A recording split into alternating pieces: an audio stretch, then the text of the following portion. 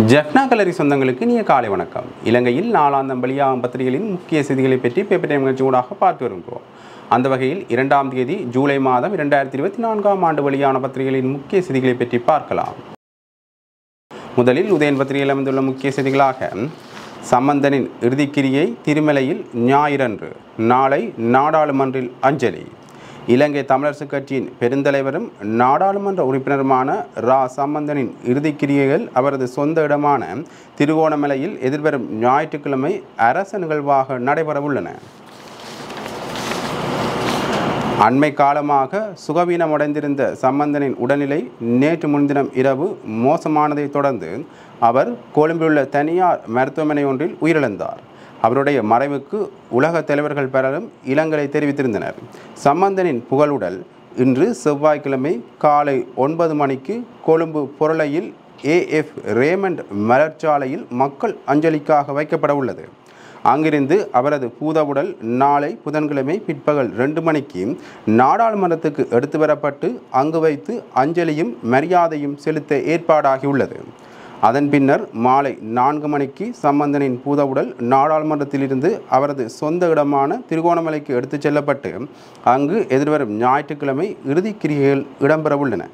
இறுதிக்கிரியைகளை அரசு நிகழ்வாக நடத்துவதற்கு முடிவு செய்யப்பட்டாலும் சம்பந்தனின் குடும்பத்தின் மத கலாசார முறைப்படி அது முன்னெடுக்கப்படும் என்றும், அதன் காரணமாக வழமையாக அரசு நிகழ்வாக முன்னெடுக்கப்படும் இறுதி நிகழ்வுகளில் இடம்பெறும் இராணுவ மரியாதை நிகழ்வு இதில் இடம்பெறாது எனவும் தெரிவிக்கப்பட்டுள்ளது என்றவாறாக அந்த செய்தி காணப்படுகின்றது.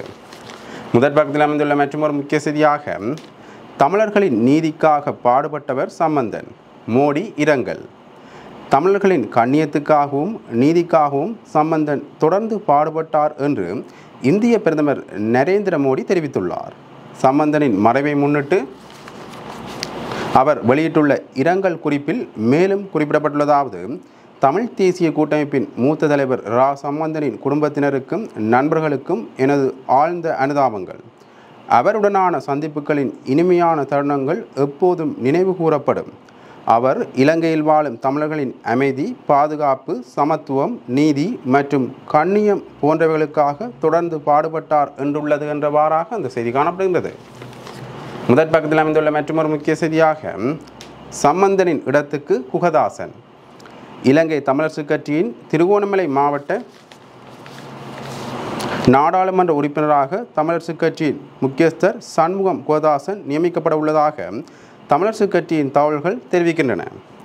இலங்கை தமிழரசுக் கட்சியின் பெருந்தலைவரும் திருகோணமலை மாவட்ட நாடாளுமன்ற உறுப்பினருமான ரா சம்பந்தன் நேற்று முன்தினம் ஞாயிற்றுக்கிழமை இரவு கொழும்பில் காலமானார். அவரது மறைவால் நாடாளுமன்ற ஆசனத்தில் வெற்றிடம் ஒன்று ஏற்பட்டுள்ளது.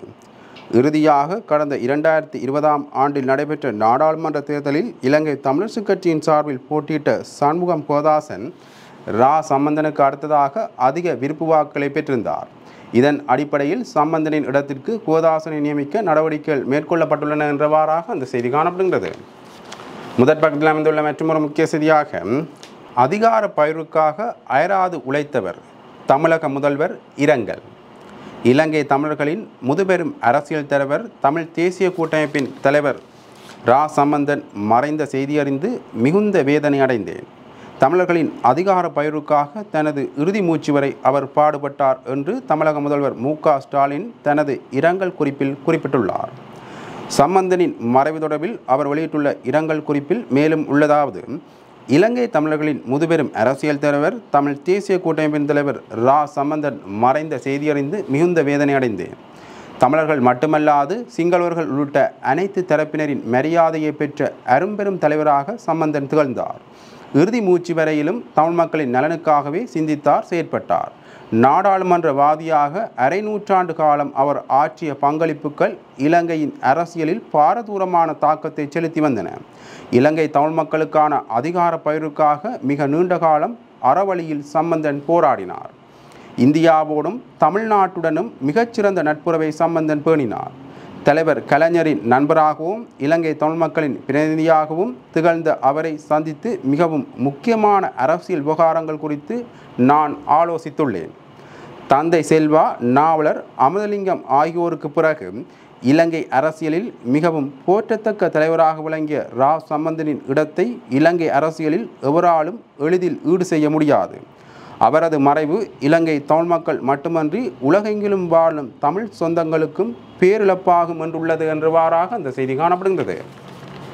முதற் பக்கத்தில் அமைந்துள்ள மற்றொரு முக்கிய செய்தியாக பாடசாலைகள் முன் இன்று ஆர்ப்பாட்டம்.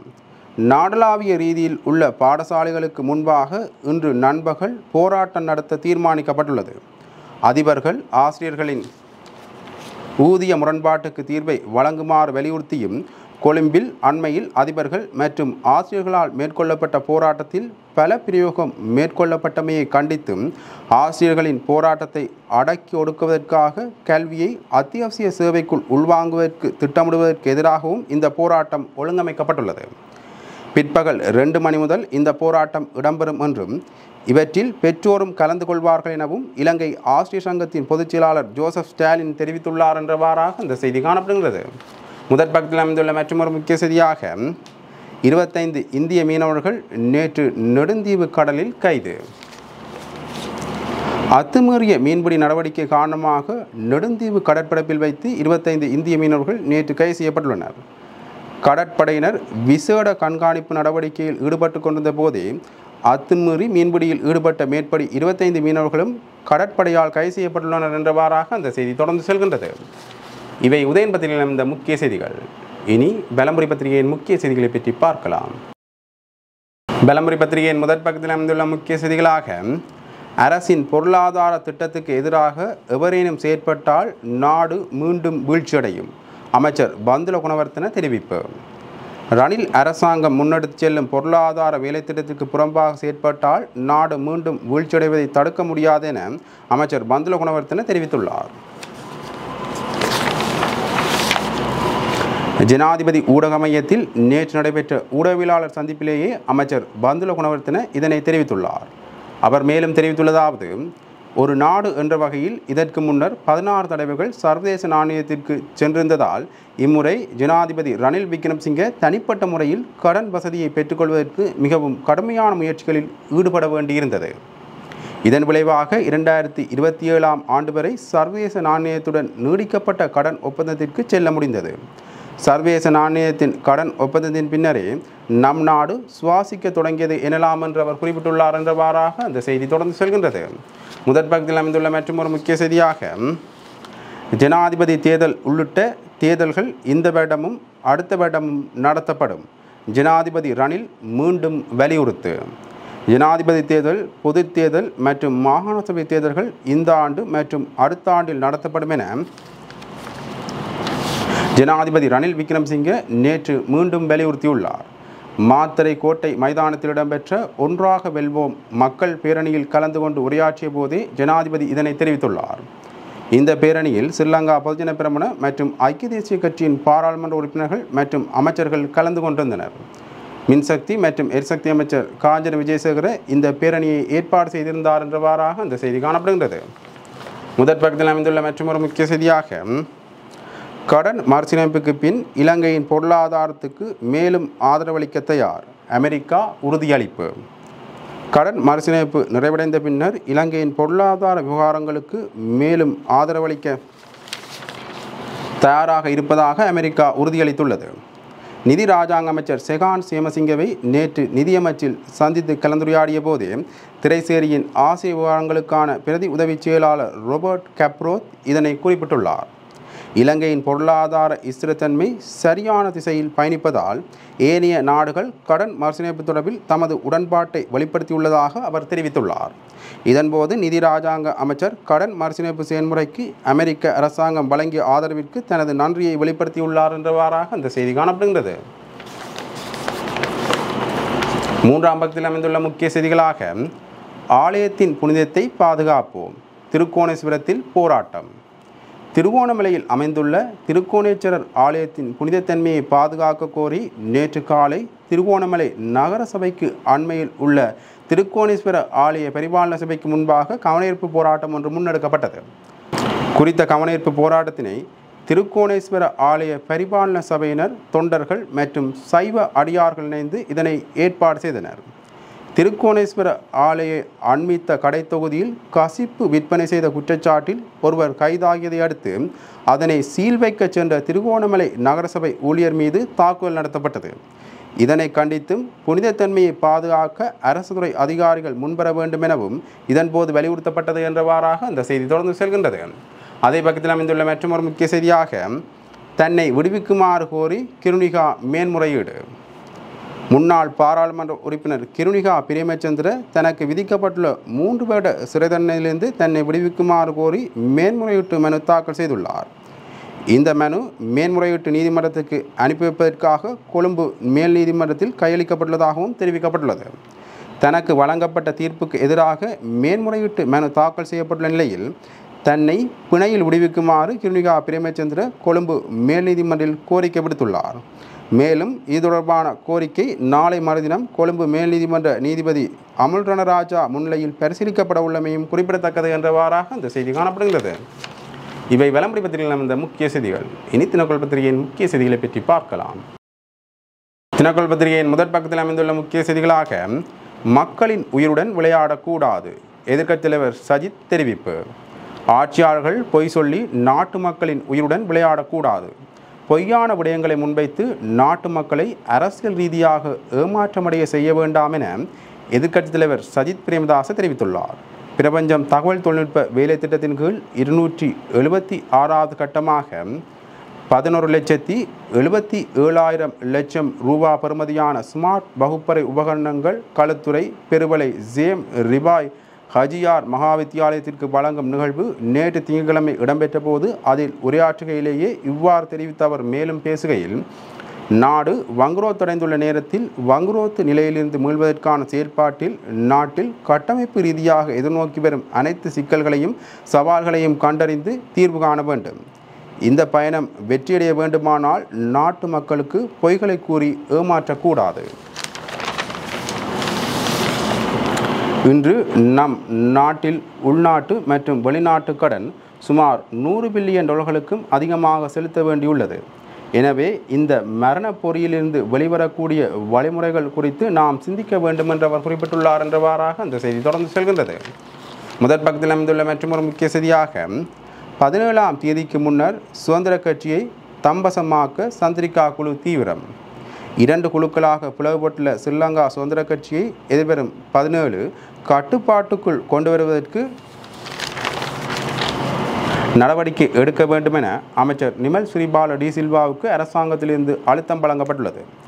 தற்போது ஸ்ரீலங்கா சுதந்திர கட்சி ஒரு பக்கம் மைத்திரிபால விஜயதாச தலைமையிலான குழு, இன்னொரு பக்கம் சந்திரிகா நிமல் ஸ்ரீபால தலைமையிலான குழு என 2 குழுக்களாக பிளவடைந்த நிலையில் காணப்படுகின்றது. எவ்வாறாயினும் கடந்த வாரம் நிமல் ஸ்ரீபால டி சில்வாவுக்கு அரசாங்கத்தின் உயர்மட்டத்திலிருந்து கிடைத்த செய்தியில் ஸ்ரீலங்கா சுதந்திர கட்சியின் பிரத்யேக உரிமைகளை அவர் விரைவில் கையகப்படுத்த வேண்டும் என்று கூறப்பட்டுள்ளது. அதற்கு காரணம் எதிர்வரும் 17ஆம் தேதிக்கு முன்னர் 17 அல்லது 20 பேர் உத்தியோகபூர்வமாக அரசாங்கத்தில் இணைந்து கொள்ள தயாராக இருப்பதால் அதற்கு ஸ்ரீலங்கா சுதந்திர கட்சியை தயார் நிலையில் வைத்திருக்க வேண்டும் என சுட்டிக்காட்டப்பட்டுள்ளது என்றவாறாக அந்த செய்தி தொடர்ந்து செல்கின்றது. முதற் பக்கத்தில் அமைந்துள்ள மற்றொரு முக்கிய செய்தியாக ராஜபக்சக்களுடன் இருக்கும் வரை ரணிலுக்கு சஜித் தரப்பின் ஆதரவு கிடைக்காது.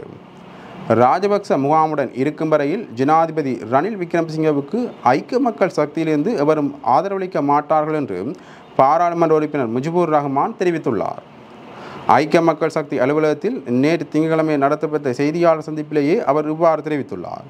இதன்போது அவர் மேலும் தெரிவிக்கையில், மூழ்க இருந்த டைட்டானிக் கப்பலை கடும் கஷ்டத்திற்கு மத்தியில் கரைக்கு கொண்டு வந்ததாக ஜனாதிபதி கூறியுள்ளார். ஆனால் அந்த கப்பலை அழிக்கும் வகையில் நடந்து கொண்ட குழுவினர் அந்த மேடையிலேயே இருந்தனர். ஜனாதிபதி பின்னால் திரும்பி குறித்த குழுவினரை பார்த்தே இதனை கூறியிருக்க வேண்டும். இது தொடர்பில் மக்களை பார்த்து கூற வேண்டியதில்லை.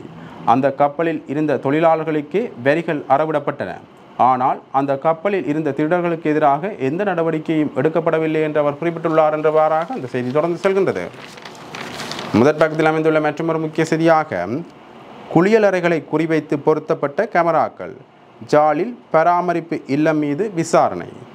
ஜாழ்ப்பாணத்தில் மாணவிகள் தங்கியிருந்த இல்லம் ஒன்றில் குளியலறைகளையும் குறிவைத்து கண்காணிப்பு கேமராக்கள் பொருத்தப்பட்டுள்ளதாக வெளியான தகவல்களை அடுத்து பிரதேச செயலக அதிகாரிகள் உடனடி விசாரணைகளை ஆரம்பித்துள்ளதாக தெரிவிக்கப்பட்டுள்ளது.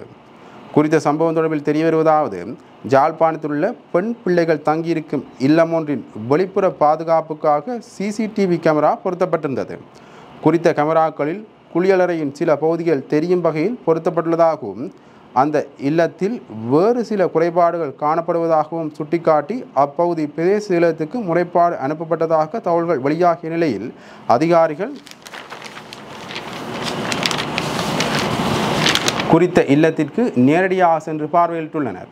குறித்த இல்லத்திற்கு சென்ற அந்த அதிகாரிகள் அங்குள்ள குறைபாடுகள் மற்றும் முறைகேடுகள் தொடர்பில் சில ஆதாரங்களை சேகரித்துள்ளதாகவும் அது தொடர்பில் மேலதிக நடவடிக்கை மேற்கொள்ளப்பட உள்ளதாகவும் உறுதிப்படுத்தப்பட்ட தகவல்கள் தெரிவிக்கின்றன என்றவாறாக அந்த செய்தி காணப்படுகின்றது. முதற் பக்கத்தில் அமைந்துள்ள மற்றொரு முக்கிய செய்தியாக, மக்கள் ஆதரவு கிடைக்காததால் விமல் கம்மன்பில மீண்டும் மொட்டுடன். விமல் வீரவன்ச, உதய கம்மன்பில ஆகியோர் திலித் ஜேவிரவின் மவ்விம ஜனதா கட்சியுடன் இணைந்து உருவாக்கிய சர்வஜன பலைய கூட்டணி எதிர்பார்த்தளவில் மக்கள் ஆதரவை பெறாமையால் மீண்டும் ஸ்ரீலங்கா பொதுஜன பிரமுனவில் இணைந்து கொள்ள விமல் வீரவன்ச தீர்மானித்துள்ளதாக தெரிவிக்கப்பட்டுள்ளது. கடந்த காலங்களில் கோட்டபாய ராஜபக்சவுக்கும் திலித் ஜேவீரவுக்கும் இடையிலான நெருங்கிய நட்புறவின் காரணமாக கோட்டபாய ராஜபக்ச திலித் ஜேவீரவின் மல்பிம ஜனதா கட்சியுடன் இணைந்து கொள்வார் என எதிர்பார்க்கப்பட்டது. ஆனால் எதிர்பார்த்த அந்த நடவடிக்கை முன்னெடுக்கப்படாமையால் பின்னர் திலித் மற்றும் விமல் இணைந்து சர்வஜன பலைய என்ற கூட்டணியை உருவாக்கி அதன் தொடக்க விழாவை அண்மையில் நுகைக்குடையில் நடத்த ஏற்பாடு செய்யப்பட்டது. ஆனால் நேற்று அளவுக்கு பொதுமக்களின் ஆதரவு இருப்பதை காண முடியவில்லை. இந்த பின்னணியில் விமல் வீரவன்சவை மீண்டும் களத்துக்கு கொண்டு வர வேண்டும் என கடந்த வாரம் வரை எவராலும் நினைத்து பார்க்க முடியாத ஒரு செயற்பாட்டை மஹிந்தவும் பசிலும் இவ்வாறு முன்னெடுத்திருந்தனர். முன்னதாக ஜனாதிபதி ரணில் விக்ரமசிங்கவுக்கும் விமல் வீரவன்சவுக்கும் இடையில் சங்கரில்லா ஹோட்டலில் உள்ள அவரது இல்லத்தில் திலித் ஜேவீர சந்திப்பொன்றை ஏற்பாடு செய்திருந்தார். ஜனாதிபதியுடன் விமல் வீரவன்சவையும் உதயாவையும் கூட்டிணைக்கும் திட்டத்தின் அடிப்படையில் இந்த சந்திப்பு இடம்பெற்ற போதும் அது அப்போது வெற்றி பெறவில்லை. இதற்கிடையில் விமல் வீரவன்சவை மீண்டும் பொதுஜன பிரமுனவுக்கு கொண்டு வரும் வகையில் விசேட முகவரின் ஊடாக பசிலும் மஹிந்தவும் விமலுடன் நீண்ட பேச்சுவார்த்தைகளை ஆரம்பித்துள்ளனர் என்றவாறாக அந்த செய்தி தொடர்ந்து செல்கின்றது. இவை தினக்குள் பத்திரிகையில் அமைந்த முக்கிய செய்திகள்.